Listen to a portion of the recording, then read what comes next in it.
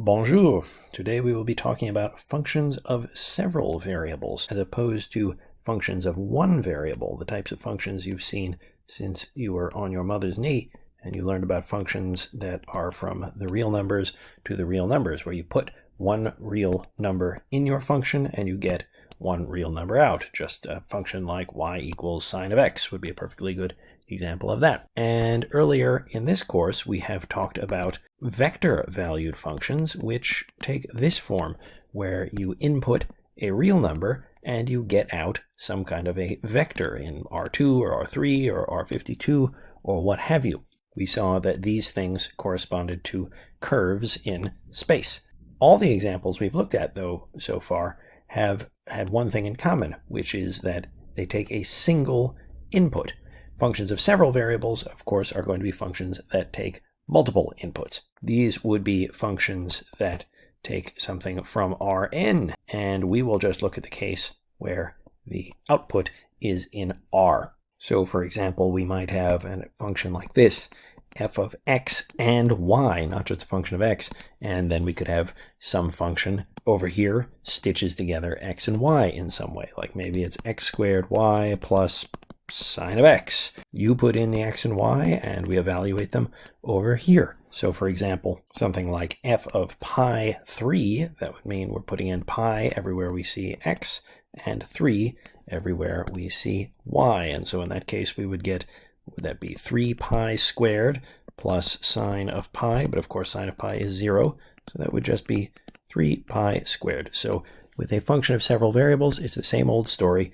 Once we have a formula for it, we can evaluate it in the usual manner. We put in two variables. We were taking a point. We could think of that in R2. And what do we get out? Just a single number, just a real number like that. And of course, you could have functions of 3 variables or functions of 10 variables or what have you. Algebraically, there's not that much new to say about functions of, say, 2 variables. Geometrically, there is, and that's what we need to talk about next. So let's concentrate on functions of 2 variables. These are functions that map R2 into R. They take pairs of numbers as inputs and give real numbers as outputs. Since there are really 3 numbers here, 2 inputs and 1 output, we would tend to express such a function as in the form something like z is a function of x and y. Just like with ordinary real-valued functions of one variable, we would write y as a function of x. Here are our input variables, there's our output variable. And since we have 3 variables, if we want to describe this geometrically, we are going to need 3 spatial dimensions. And the idea is that the domain of such a function, the set of all possible xy's, well, that's the entire xy plane. So we're taking points from the xy plane here in our domain, and then we hit them with a function. And the function turns them into a new real number. And we're going to measure that real number against this z-axis. So for example, if, say, f of the point 2, 3 is 4, how would we connect that numerical statement to something geometric? That would mean that at the point 2, 3 in the domain, which we get by going 2 in the x direction and 3 in the y direction, so at this point right here, 2, 3, this function maps that point to the value of 4 along the z-axis. So we'd have to go up 4 units. Let's just say that's 4 units right there to the point 2, 3, 4, because 4 is f of 2, 3.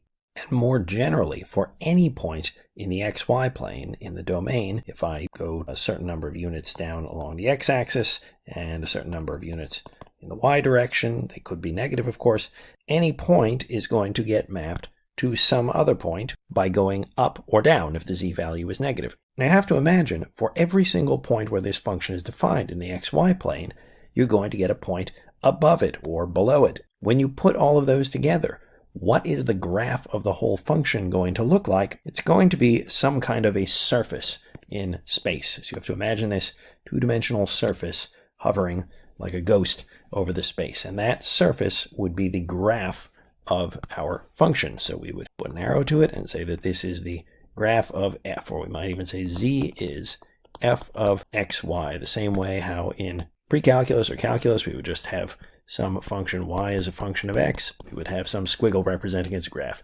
Same kind of story. So this sort of picture is very common when we're talking about functions from R2 to r. And once again, given any point in the xy plane, xy, that thing is going to get mapped to the point x, y, and the third coordinate is f of xy, whatever that is. Such graphs can get pretty strange pretty quickly. It's much more complicated than graphs of ordinary real-valued functions of one variable. And if we are suddenly confronted with a function like this, z is x squared minus 2y squared, it's hard to look at this and get a feel at first for what that might even look like. It's not even clear how you would do it. It's not like in your first algebra class you ever took where you might plot some points and try to get a rough feel and say, aha, it's a line, or whatever it might be, because there are just too many directions you can move when you've got that extra dimension. Anyway, there are ways of getting a feel for what such a surface would look like, and I'll show you them in a few minutes. But first, as a warm-up, I want to do something purely graphical. I'm going to show you a surface, but rather than showing you the whole surface at once, I'm going to show you lots of different cross-sections and see if you can get a picture in your mind as to what the surface would look like based on those cross-sections. So, imagine I have some surface in space, and we've taken a plane that is perpendicular to the z-axis, in other words, parallel to the xy plane, and we have sliced through the surface, and I get this. I actually, because of the way this is organized, you have to imagine that the slicing plane has some thickness.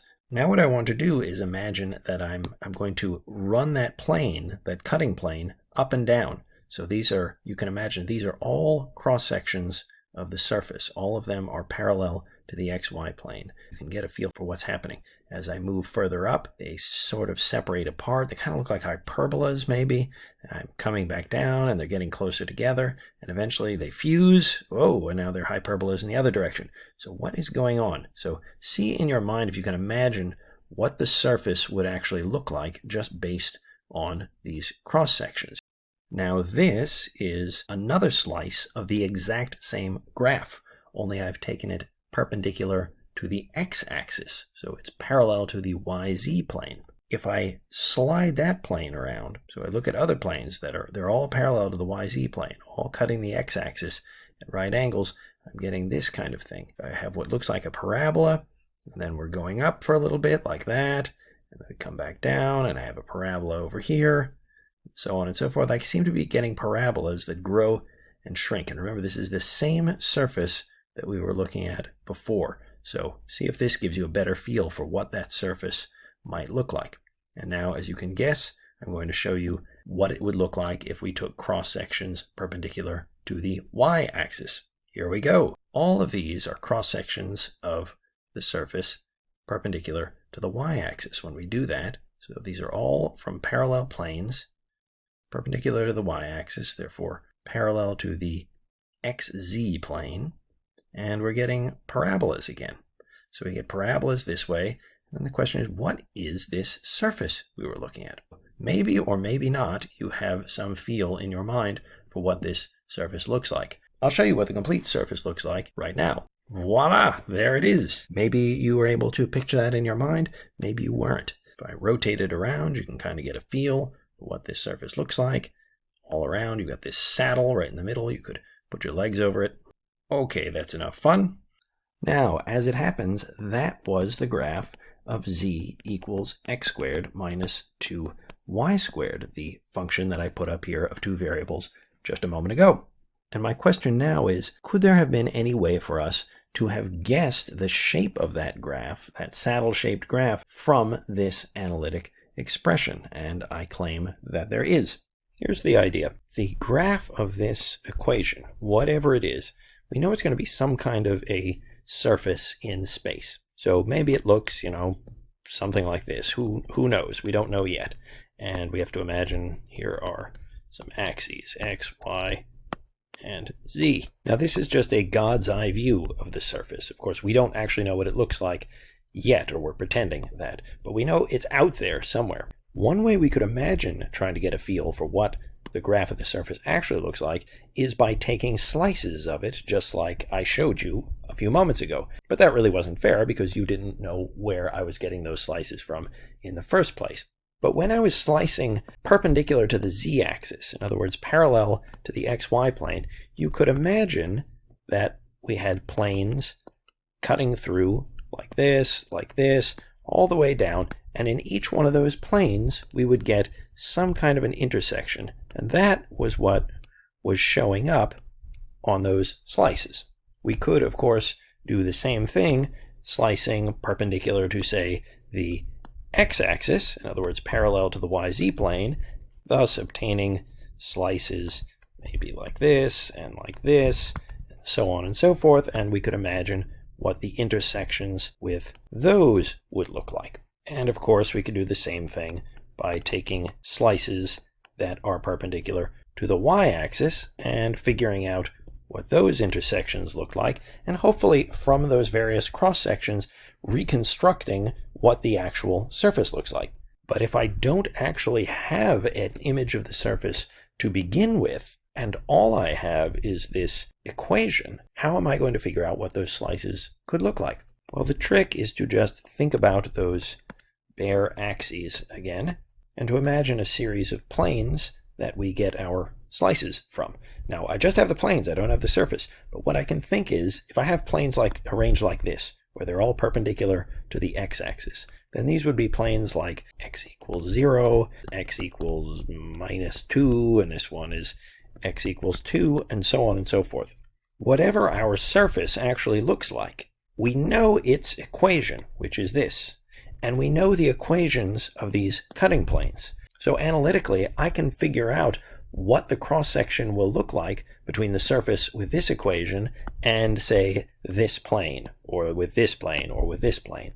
Let's do an example or two. If I want to know what does the cross-section of the whole surface with this plane look like, well, I just have a system of equations to solve.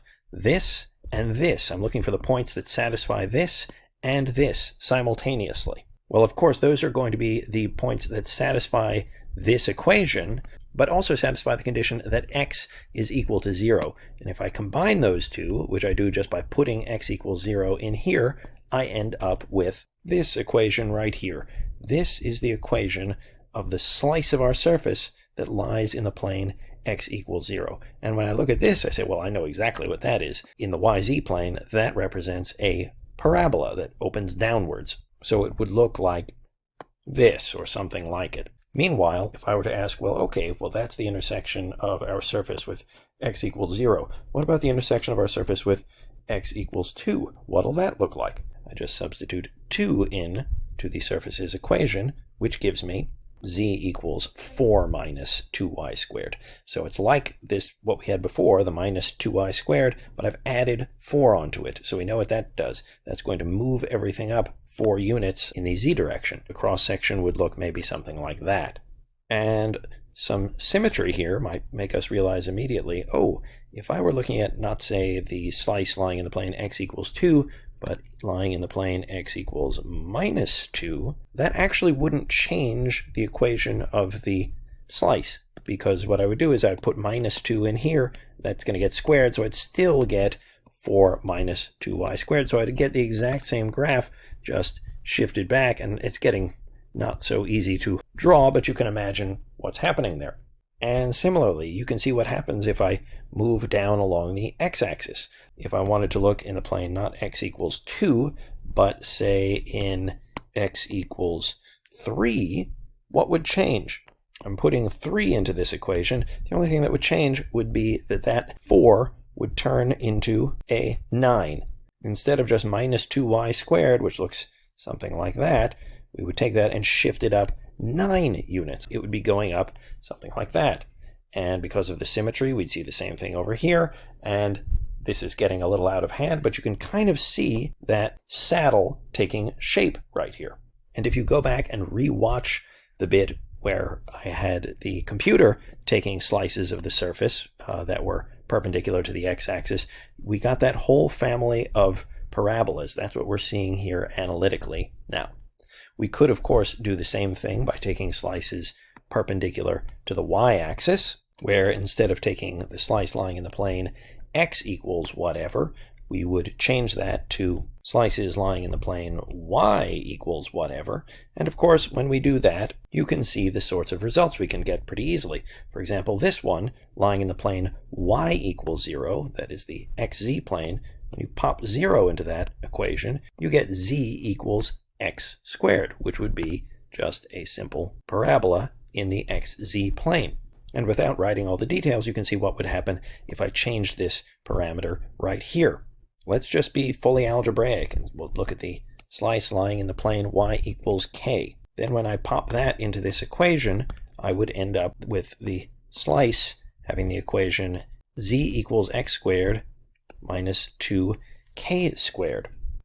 Well, since k is just a constant, what is this going to be? This is going to be z equals x squared, which is what we have right here, minus some constant. So it would be coming down. As k gets bigger, as we move along the y-axis, we would be dropping down, down, down our parabolas. And once again, it's symmetric, so we would see the same kind of pattern over there.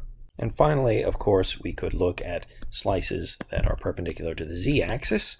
And if we did that, so that we were looking at slices lying in the plane z equals k for whatever value of k we want to put in, we would end up with things like this. And hopefully, but maybe not, you should recognize that this is the graph of a hyperbola. If you've studied that in detail, you would know how to actually graph those things. It's not the end of the world. I don't need it for this particular class. But depending on the sign of k, in certain instances, you would have hyperbolas opening in one direction, and for other instances of k, you would have the hyperbola opening in the opposite direction, like that. For example, if we were looking at the plane z equals 1, so that the equation we were looking at of the intersection was x squared minus 2y squared is 1, well, which way is the hyperbola going in that direction? Let's see. If y is 0, then we would have x squared minus 1. So x would be plus or minus 1. So that means we would have points somewhere here, and the hyperbola would look something like that. And if you continue the analysis carefully, again, the details aren't really what's important here so much as the general way of thinking, you could go up into higher planes, and you would see those hyperbolas would start to, their vertices would spread out from one another. And down below, for negative values of z, if we're looking at planes like z equals minus 1 and minus 2, the hyperbolas would actually be going in the opposite direction, but also spreading out. It's very hard to get a feel for what's going on, but once again, you can actually get some feel for what's going on. You see here that saddle developing. You've got that minimum right here, and then the other way, these would be sloping downwards. It would represent a maximum in that direction. And by putting all those pieces together, you can sometimes get a pretty good feel for what the actual surface would look like. You can kind of see how it was developing that saddle shape. And the figure that emerged, which looked something like this, where we had this saddle point right in there, which, as I say, was a maximum in one direction and a minimum in another direction. Such a surface, by the way, is known as a hyperbolic paraboloid, which is a funny sort of name, but it makes sense if you think about the different slices. If you slice it in certain directions, like you slice it like that, you get a hyperbola. And you slice it in other directions, like this one, you end up with a parabola. So you get hyperbolas one way, parabolas another way. Hyperbolic paraboloid. Anyway, let's think about a simpler example. Suppose we have this function right here, z equals x squared plus y squared, and we would like to graph it. What does the graph of that thing look like? We can figure it out just by thinking about slices. First, let's think about slices that are perpendicular to the z-axis, so where we have z is held constant. Well, those will give us something like x squared plus y squared is some constant k.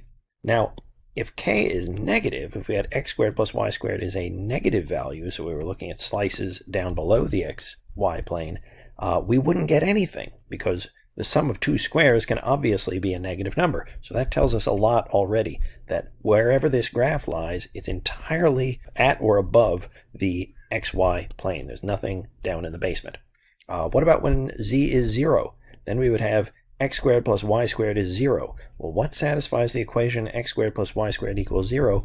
Only one point, when x and y are both 0. That's the only way you can square two numbers, add them up, and get 0. So the origin is definitely on our graph. What if we move up a bit to the plane z equals 1? Well, then we would get x squared plus y squared is 1. Well, we know exactly what that looks like. That is just the unit circle. So I have to imagine a unit circle here that is 1 unit above the xy plane. If we go up a little higher to z equals 2, then I would get x squared plus y squared is 2. Well, that's another circle centered at the origin, except now the radius, instead of being 1, would be the square root of 2. So it would be a little more than 40% larger than what it was before. So it would look something like that. And I think you see what is going to happen. The higher we go up, as we increase z, we get x squared plus y squared is some constant, okay, some constant k, which is constantly getting bigger. Those are circles all the way up, and the radius